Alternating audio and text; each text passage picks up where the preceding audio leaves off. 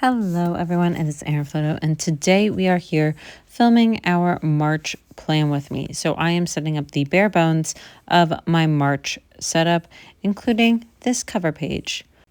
In 2025, I'm trying to challenge myself by pairing things that don't ordinarily go together. So I spun 2 wheels, and for this March setup, I have spun feathers and suns. So when I was thinking about how to do this one, because honestly, out of all of the months that I spun for, this one was probably the most challenging for me.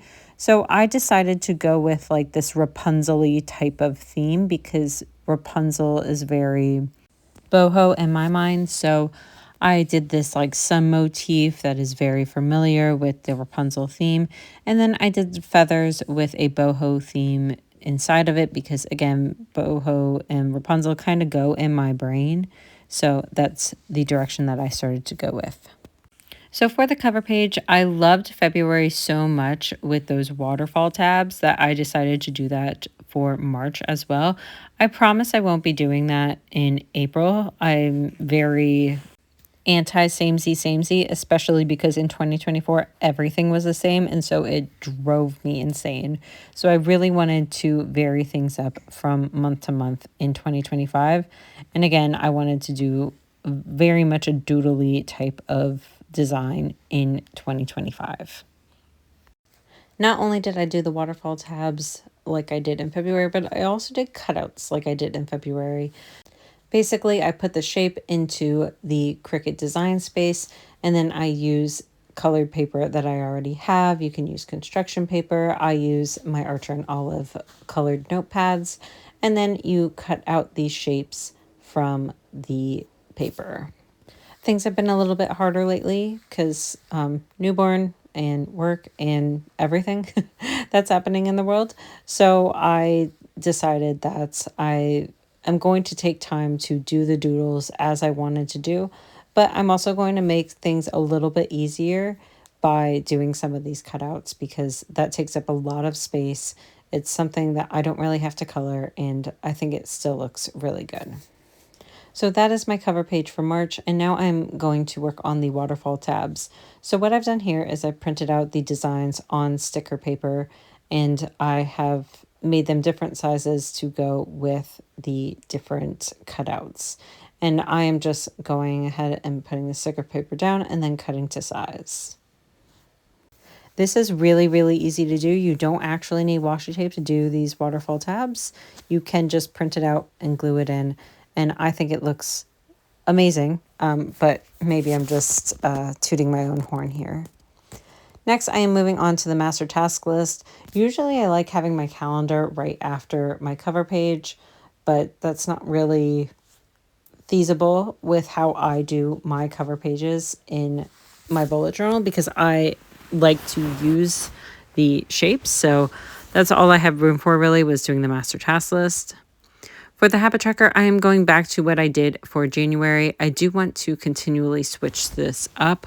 It's one of the things that drove me crazy in 2024 is having the same thing over and over and over again. So that is what I want to do in 2025, is constantly change things up. But if I do like something, I will bring it back. So that's what I've done here. I really liked how my habit tracker was for January.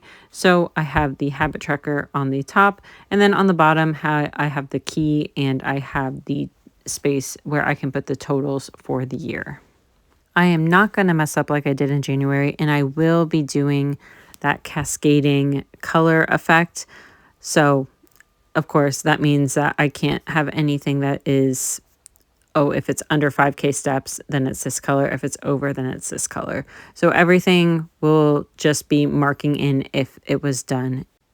So over to the right-hand side, I have a space for my goals, and then I have a space for finances, and I just have a place to mark in and out for my finances. Money coming in, money going out. Next, I have the March milestones. I've talked about it in a video recently that for my son, I want to track his developmental milestones. And so this is a place for me to do that. I have one at the beginning of my bullet journal now that has just a list, and what month it was when he accomplished those developmental milestones. And in these spaces on the monthlies, I want to do little doodles. And I just did a doodle the other day in my February, and I absolutely loved how it came out. So I'm really, really excited to continually do that. It also will help me when it comes to doodling. I'm not great at doodling. I'm not bad, not great though. So I do want to constantly practice. So I think that's going to help me here. And this space wasn't quite big enough for a calendar, so I do move that to the final page. Having it last isn't my favorite way to do things, but honestly, it will work. It's been working in February, so I don't see that it would be any different in March. So I wanted to do something a little special, and so I did all of these star cutouts, and I put them in my bullet journal to represent the calendar. Now, I'm going to have to use the calendar a little bit different than I typically do, because usually I put my work meetings in here, which isn't the end of the world because I do my work meetings on my daily pages, so I don't really need them for the calendar.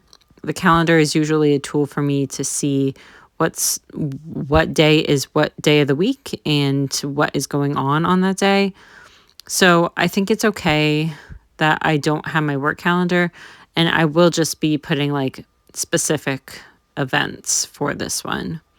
And you can see that I have a star up on the top left. That is for the 31st day because I wanted to save a little bit of room on my calendar. So there was only one day for the 31st. So I moved it from the bottom to the top. I also printed my sticker kit out in advance, so you can see that I've utilized it here and there. Mostly I want to do doodles. Mostly I want to do little cutouts and things like that. But I don't mind using my stickers in different areas just to bring a little bit of pizzazz to the page. It's something that I worked really hard on last year. These stickers will be available starting February 16th.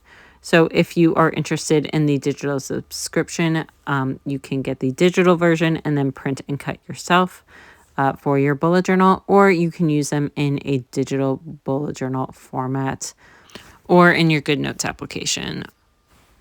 So as I mentioned, I am working on doing doodles and all that kind of stuff, and it's one of the things that I really wanted to make sure that I focus on in 2025. So that's why in all of these spreads, I am trying to do a lot of that filler type of design, just doing freehand or just doing like these little things like these stars. They're so easy to do. It adds so much to the page. So I want to continually do that in my setups for 2025.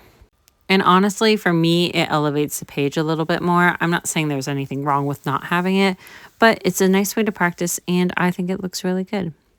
So here is my final flip through. This is the cover page. As I said, I'm doing the waterfall tabs. I am just adding a little bit more. Like I said, I do want to fill in the white space just a little bit more in these pages. So adding a few more stars before I show you the master task list, which is on the back side of that. It's really the only thing that would have fit there. I have the habit tracker, my goals and finances on the next page. Bryson's milestones for March on this page where I'm going to doodle his milestones. And then my calendar, which I can utilize on a daily basis. And that is it for my March setup. Thank you so much. Bye, everyone.